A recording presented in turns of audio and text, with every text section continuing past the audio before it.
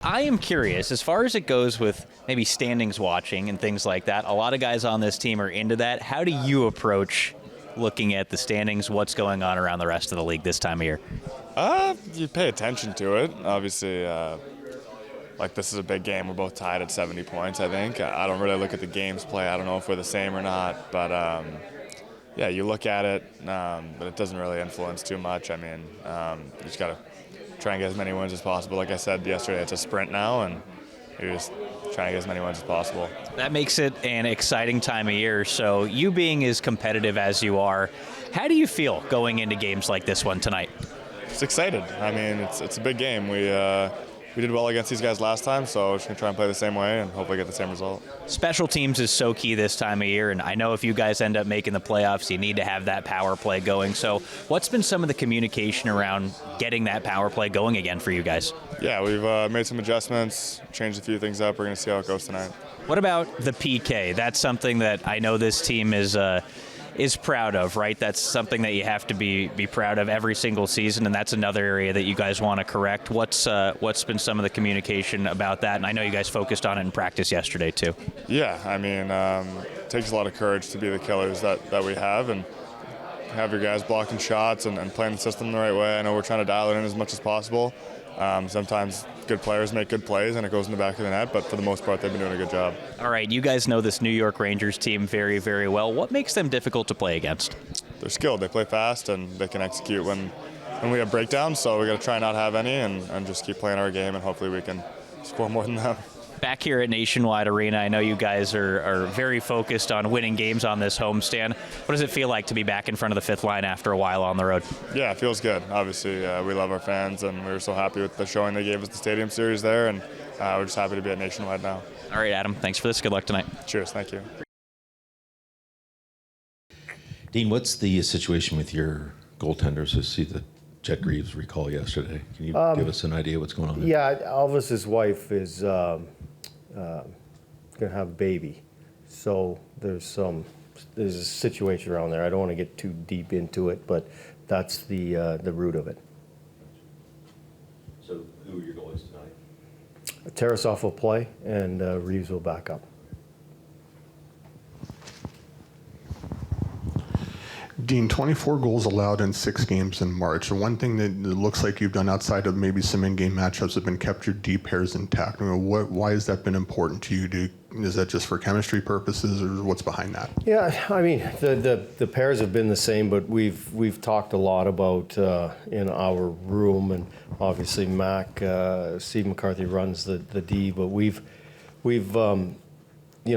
flipped people around. It's just because they're the D pairs, on your game sheet doesn't mean they're always so together. We've flipped around offensive situations, defensive situations, PK, PP, obviously. So no different than 5-on-5. The forward groups and the line combinations. We want chemistry. The communication. Obviously, we practice in the lines and we practice in the D pairs so that you understand where and have a feel for where the other guy's going to be, how he positions himself, how he communicates, all that kind of stuff. So the more you can keep people together, combinations together, we feel the better off you're going to be. Who goes in for Christensen tonight? Jack Johnson. Power play. When it doesn't go well, everybody asks about it. Everybody wants to know about it. Yep. We've had people in your position who just don't want to talk about it when things aren't going well. What's your philosophy when it comes to handling the mental side of it and how much you want to talk about it? And everybody knows what's going on, and you want to work on it, but the mental side of it and mentioning it too much, not talking, I don't know, how do you handle that? Yeah, I think you just communicate, right? I mean, we're constantly communicating, we're constantly working on it. We worked on it yesterday. Do we think that our special teams hurt us in the last game? For sure. I mean, they score a power play goal, and we don't score in a 4-minute power play shortly after that. It's a factor in the hockey game. So do our special teams have to be better? Does our power play have to be better? For sure. I mean, so you don't change your teaching or your structure or what have you. I mean, you do try to tweak some things when things aren't going well. You try different personnel for sure, and you try to find the right combinations. No different than 5-on-5.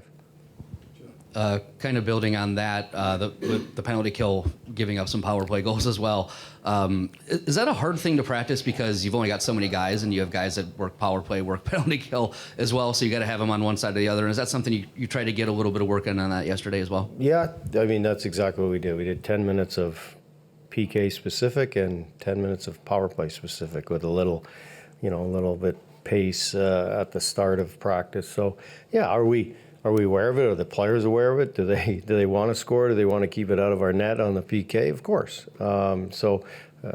Everybody's dialed in. I know it gets, when it doesn't have success, then there's always, people talking about what we should do and not do. And we're doing what we feel as an organization and as a coaching staff to get it better.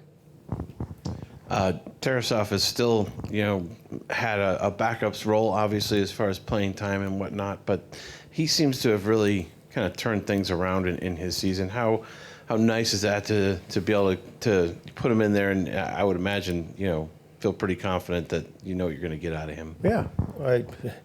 Whenever you get consistency and or depth in any position, certainly in your goaltending position, it's fantastic. And we've talked about this before, where Jets had a tremendous year in Cleveland as well. When he's come up, he's played well. So yeah, we like where our goaltending is. That we feel very comfortable and confident in anyone that we put in.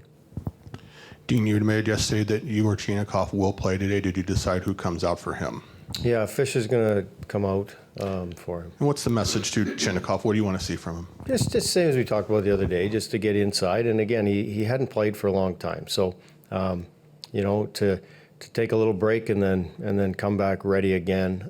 We've spoke to him personally, obviously, and what we need to see from him to help his team have success here tonight. And the biggest thing is just getting to the inside. He has a skill set in all areas of the game to help us, and we expect him to do that here tonight.